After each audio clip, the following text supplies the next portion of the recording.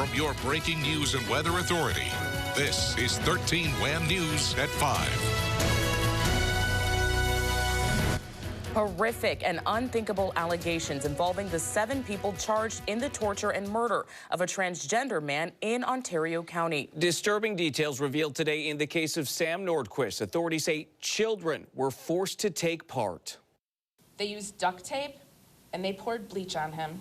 They forced him to obey their commands, treating him like a dog. Sam Nordquist, whom authorities say was beaten, starved, and tortured before he was murdered. 7 suspects charged in this case, and investigators say at some point children were forced to participate. And I know many will ask the question, why?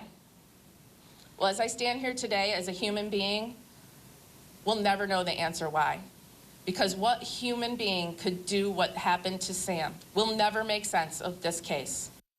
It is considered one of the most haunting murder cases in recent history, and now it has become even more disturbing. Good afternoon, I'm Matt Malloy. I'm Karen Edwards. Allegations of unthinkable crimes committed against a transgender man. 7 people now charged with first-degree murder, and police say 2 children were forced to take part in certain crimes. We warn you, some of the allegations are disturbing, including sexual assault, human waste, and starvation. Sam Nordquist was 24 years old. His funeral held in his home state of Minnesota yesterday. His family is demanding justice. 13 WHAM's Natalie Calzatoni is back from today's unsealing of that criminal indictment in this case. Natalie, good evening. Good evening, Matt and Karen. The prosecutor is saying the first-degree murder charges carries the most significant penalty under state law. It also requires the prosecution to prove the defendants tortured Nordquist to death because they enjoyed it. Again, we do want to warn you, some of the allegations are disturbing.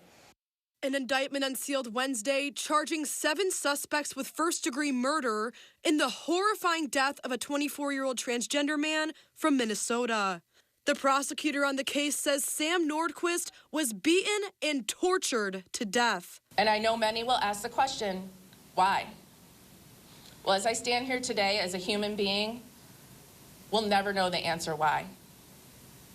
Because what human being could do what happened to Sam? Authorities say Nordquist arrived in Ontario County in September and was staying with 38-year-old Precious Arzwaga and others at Patty's Lodge on routes 5 and 20 in Hopewell. Wolford says he was tortured and assaulted by the suspects between January 1st and February 2nd. Sam was confined. He was forced to kneel and stand against a wall. He was physically assaulted. He was sexually assaulted. He was prevented from using his phone.